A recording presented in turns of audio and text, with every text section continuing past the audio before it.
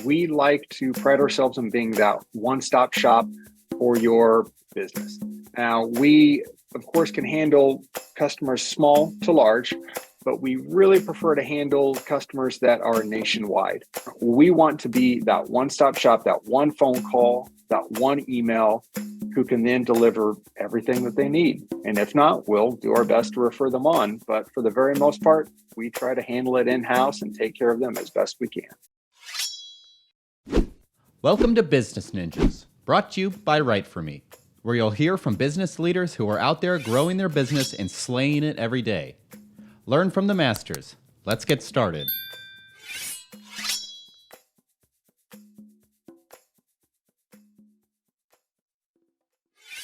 Hi, and welcome to another episode of Business Ninjas. I'm here today with Dave Smay, Marketing Manager of HHM Facility Management. How you doing today, Dave?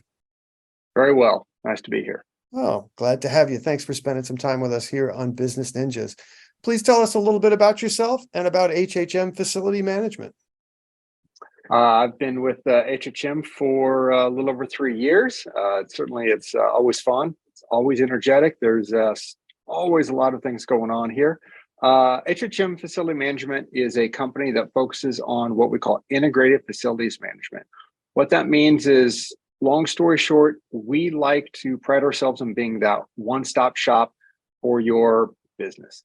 Now, we, of course, can handle customers small to large, but we really prefer to handle customers that are nationwide. Companies that they don't have 1 or 2 or 3 small locations, but instead they may have 3,000.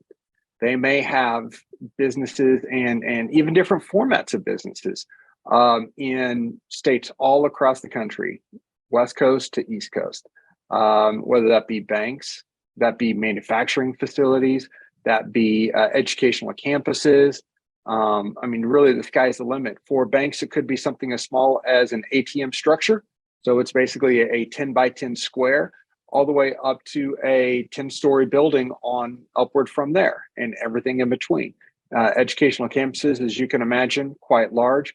Manufacturing campuses, even larger than that. And so we pride ourselves with being able to sort of be that one-stop shop so that we can take care of those janitorial and custodial needs. We can take care of those maintenance, especially preventative maintenance needs that would need to be scheduled all throughout the year to actually keep some of those costs basically just under budget and in check the entire time, so that you're not always fighting fires. Instead, you're keeping the AC, the HVAC, the plumbing, all the ongoing things, keeping those services working hopefully well the entire time for all those different customers. Absolutely. Even past that, you've got the landscaping. How many times have we gone to a grocery store? We've gone to a retail center. We've gone to our work parking lots, and we see that there's snow buildup in the winter. There's ice on sidewalks, or if it's during the summertime, you'll even see grass that needs to be mowed. Well, of course, all those banks, all those educational and manufacturing campuses, they want to keep everything nice, tidy, trim. So we help there. Or of course, if you've got those large facilities, they also occasionally need to be renovated. They say, we need new bathrooms. They need new this, they need new that. They want a new board conference room.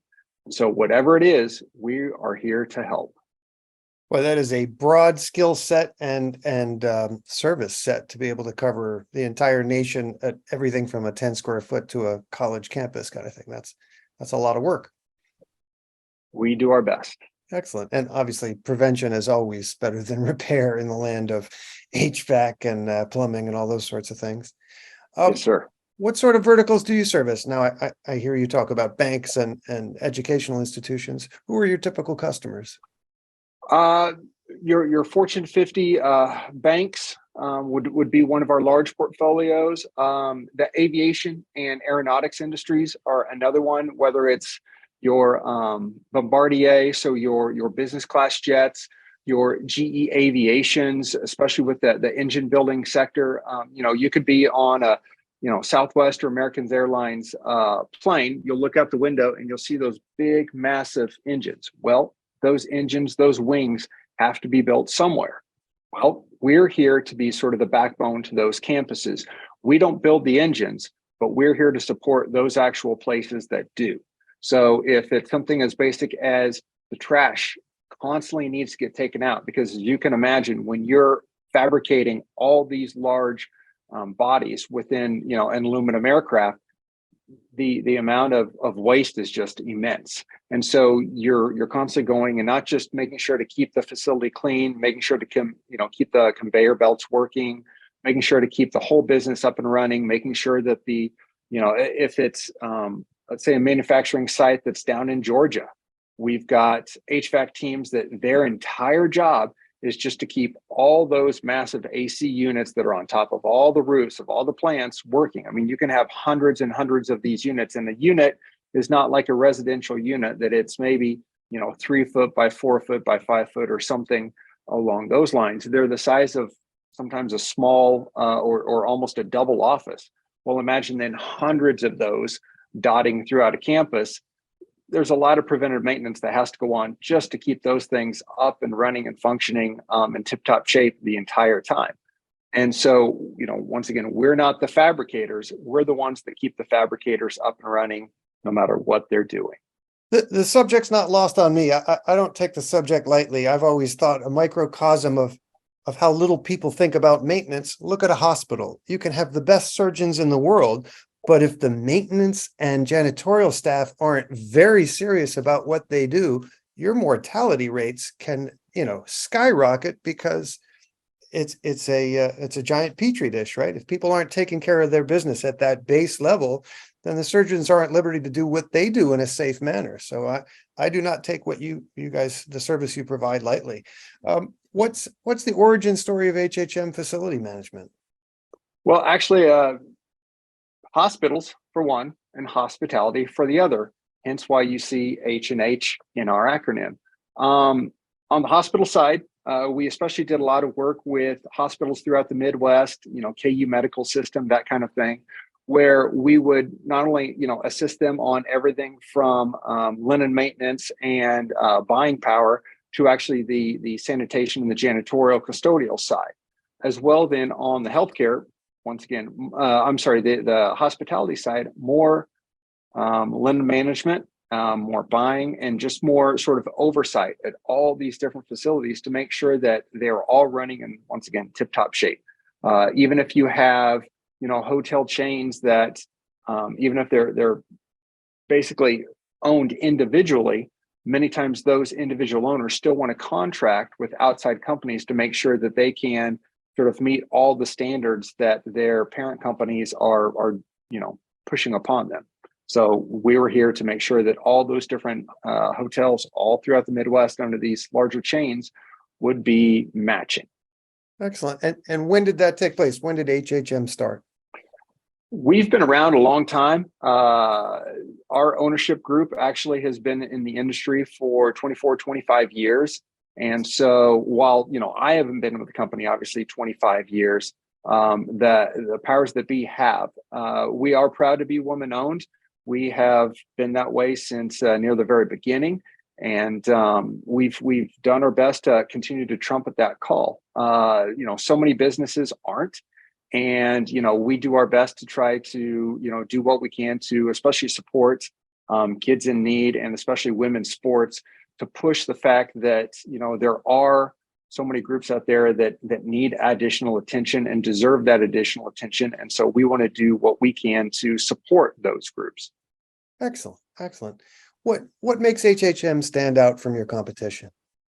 The biggest thing is that integrated facilities management skew, that angle, because there's a lot of companies, big companies, even some of our closest competitors, that do a lot of big things, but very few of them are actually in a position to do all the things. And so we try to position ourselves to be able to be that one-stop shop, to be all those things to our clients, to be able to do the janitorial, the maintenance, the construction, and of course the landscaping, both winter and summer. We want to be that one-stop shop, that one phone call, that one email, who can then deliver everything that they need. And if not, we'll do our best to refer them on. But for the very most part, we try to handle it in-house and take care of them as best we can.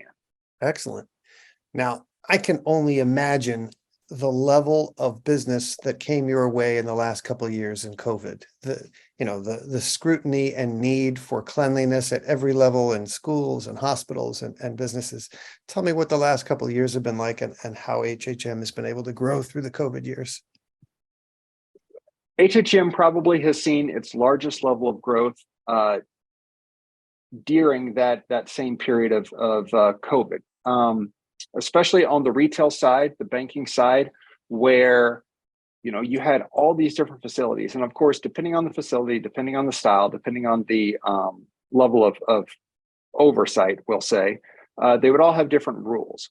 But the biggest thing is they all had to make sure that they had to not only be clean, but also promote that level of cleanliness to both their customers and to their own work staff, their own team members. And so, you take a bank where they may actually have certain fiduciary rules that were getting pushed down upon them, whether it be internal or external. And they would, let's say if there was a COVID positive case that had been attributed to being on site, not that necessarily that was ground zero by any stretch, but just that person who had tested positive had come through their facility, then depending upon which institution we're referring to, they would actually have to shut down for a minimum of 24 hours, have a licensed COVID team come out, do the disinfection, fill out the different documentation, and then they would be able to reopen. Well, depending upon what hour we're talking about, that meant sometimes they would be closed for business 1 or 2 or whatever dates, right? So of course, when we have that close relationship with those major banking institutions, once again, one call does it all, right? They could quickly pick up the phone, and our staff or our team of lead cleaners basically would be able to come in, do the COVID cleaning work, have the hazmat suit, the bunny suit, the whole bit, just like you see on television, and we'd be able to get their facility basically ready to roll before business would open that next morning. And so they would not have that downtime. They would not have that interruption to business. And that was very important. That was important to them. That was important to us. And so when you have these teams of trained individuals all throughout the country, once again, East Coast to West Coast, that's a lot of folks, as you can imagine. It was really, really important, not to mention helpful, to be able to offer that service, because at that time, there were so many different folks that needed that particular line of service. And so we did our very best to be one of the best. Nicely done. Nicely done. Let's switch lanes into your marketing world for a second. How are you getting the story out? How has content played a role in the growth of HHM? We use social media for a number of things, not only to talk about what services we do, but to also give stories, to give examples of how we've used those different services and how we certainly can to help our customers today. We use it to, go with lead generation and try to find what we can do to gain additional new clients. We, put out safety related items, how-tos from time to time. But the crux is always still, no matter what you do, there's always so much more that needs to be done that you can identify. The further you go down the rabbit hole, the more you find out, the further you still have to go. And so it's always going to be an ongoing challenge. There's always going to be new things to do. But, in today's day and age where, every time you blink and every time you wake up the next day, there's a new social media channel, there's a new way to do it. There's something else that may or may not be going viral. And so you just have to look at it, measure it, and then see if you need to adapt to, work it in. Excellent. Excellent. Let's fast forward 1 year. What would you like to be celebrating personally and professionally? Ongoing growth, especially for the team, for the company. You take a look at the size of the team we have now, and just like if you're a big fan of bikes or cars or anything else, N+1. We want to be bigger, we want to be better, we want to be faster, and we want to be more efficient. It doesn't matter if it's janitorial teams on the street. It doesn't matter if it's our maintenance teams and our fleet vans. It doesn't matter if it's our construction and landscaping teams. We want to be N+1. We want to be bigger than we are now, and we want to continue to grow. We want to have that bottom line that is larger, hopefully, bigger, better, faster, healthier. So whatever our, profit point is today, tomorrow it's got to be bigger. Tomorrow it's got to be better. Same thing with the internal teams. We've got our operations division. We've got our HR division. We've got our CRS teams that focus on so many things every single day. Those folks are the unsung heroes. They're the ones who are really doing the heavy lifting besides just our teams that are out in the field. Let's continue to get them additional help. Let's continue to get them more of whatever they need and want so that their job is just better, every day better. So it's not just, an IT or an app development side. It's not just the marketing side. It's not just C-suite. It's everybody on the team from top to bottom. Let's continue to get bigger, better, faster, and make everyone's lives better. Excellent. Those are great goals. I wish you the best in that endeavor. Please tell everyone what your URL is, where they can find HHM Facility Management, and what social media outlet you're using these days. They can always find us online at hhmfacilitymanagement.com. And especially feel free to visit us on LinkedIn. More than anything else, we really, really enjoy sort of holding a lot of the conversation there. Because that allows for easy attachment with our C-suite, with any of our directors and VPs, especially on the operations side. There's always so many different conversations that are going on in the field, whether it's on the maintenance side, the custodial side. And so to get those sort of knowledge players in to get involved in the conversation seems to be just the best and most immediate fit, especially with some of our different customers. Of course, you're always going to have the individual emails that will flow back and forth. But if you want to have any kind of a dialogue, many times with some of those decision makers, both in the field and internal, LinkedIn seems to be where we hold those conversations most often. And so I would always recommend anyone to jump onto our LinkedIn channel, follow us, and hit us up whenever you can, and we'd love to visit with you more. Excellent.